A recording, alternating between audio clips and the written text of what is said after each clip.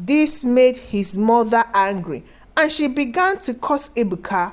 "You silly son, how dare you beat up your elder sister because of a woman who cannot give you a male child? How dare you? I have seen that you have been bewitched by her. I will surely get to the root of this problem."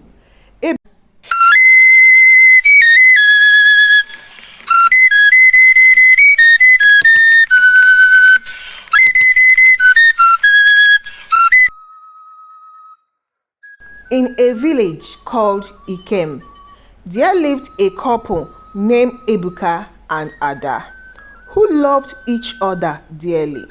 They had been married for 12 years and had 3 beautiful daughters, but no male child. Although they wished for a son to complete their family, none was forthcoming. This situation put Ada at risk of losing her marriage because her mother-in-law and her sister-in-law, named Ndidi, had sworn to make her life miserable if she didn't give birth to a male child. Ndidi was her husband's elder sister. She was 49 years old. Ndidi was once married to a local farmer, but after 5 years of living with her husband, he chased her away because she was very troublesome, stubborn, and disrespectful to him. She came back to live in her father's house and then became a thorn in the flesh of her sister-in-law, Ada. Ada was under pressure from her husband's family, and because her mother-in-law was in support of what Ndidi, her daughter, was doing to Ada, Ebuka, Ada's husband, didn't have the courage to stop his sister and his mother from maltreating his wife. He was under their influence and didn't have enough power to protect his wife. He didn't know who to fight because it involved both his family. Ada was left alone to carry the burden. There was never a day when Ada was not reminded of not having a male child by her sister-in-law. Ndidi swore to make Ada lose her marriage if she didn't give birth to a male child. Ada was thrown out of the family house and was given a one-room apartment to stay with her 3 daughters.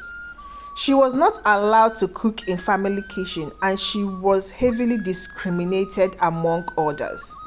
Her daughters were not allowed to bear their father's surname because, according to tradition, giving birth to only female children was considered useless. For that reason, Ada's children were not allowed to bear their father's surname.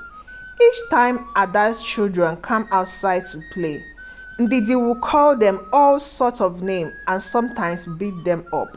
She hated Ada's daughters with passion and didn't want to see the girls moving around the compound.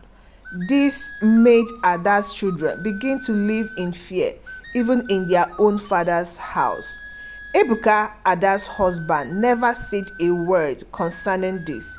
He paid a deaf ear and pretended like he didn't know what was going on. Although he never neglected his family and always made sure he provided for them, he was not ready to protect his wife from his own mother and sister. Life was like a living hell for Ada and her children. Things began to get worse when Ndidi began to give bad advice to her brother Ebuka, why are you still keeping her? She has proved to be useless by not giving you a male child. Neglect her or chase her away and marry a new wife. I have a beautiful female friend who will give you handsome boys. All you have to do is to chase your wife away and I will handle the rest. No way, Ndidi. I can't betray my wife and children. Please let me be. I don't need another woman. I am not complaining. Oh, is that so? So you are not complaining at all. Since you are blind and have refused to complain, I will help you complain. I will help you fulfill your duty as a man. Just wait and see. My own brother can never be so weak. As time went by, the pressure on Ebuka to chase his wife and children away began to get worse. Ebuka loved his wife dearly, so he refused to take his mother's advice or listen to his sister because Ebuka didn't want to do what his sister and mother wanted him to do.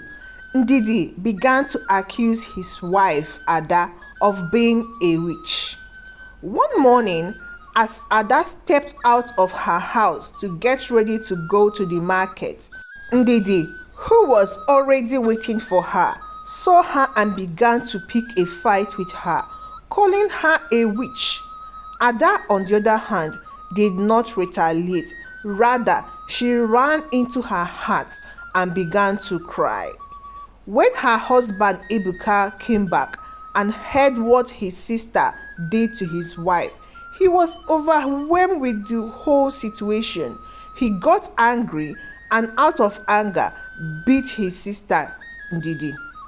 This made his mother angry and she began to curse Ebuka. "You silly son, how dare you beat up your elder sister because of a woman who cannot give you a male child? How dare you? I have seen that you have been bewitched by her. I will surely get to the root of this problem." Ebuka became so troubled by the problem going on in his family. He didn't know what to do and how to handle the whole situation.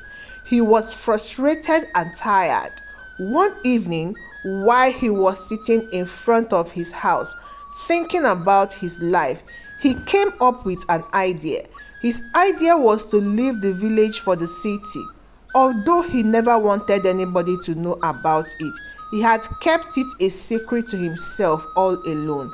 The next day, as early as 3 a.m. in the morning, Ebuka took his belongings and snuck out of his house. He left the village, leaving behind his wife and his daughters.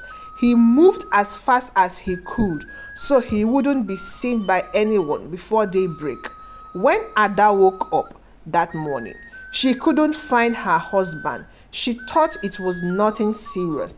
Perhaps he had gone out early because of his work, so she didn't bother to look for him.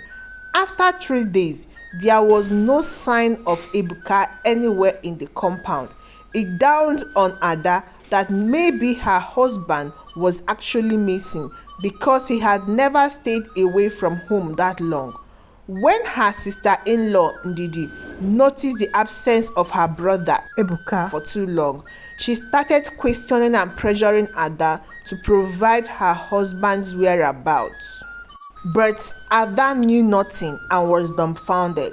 Life became even much terrible for Ada and her children. They were left at the mercy of her sister-in-law and mother-in-law.